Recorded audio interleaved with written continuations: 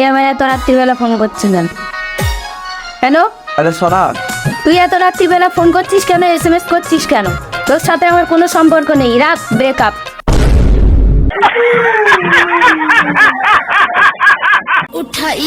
কি হঠাৎ ফোন করছে রাতে রাতে বন্ধু?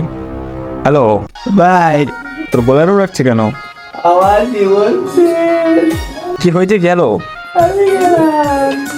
হ্যালো এ মা ফোনটা কেটে দিল। Tomorrow. বন্ধু,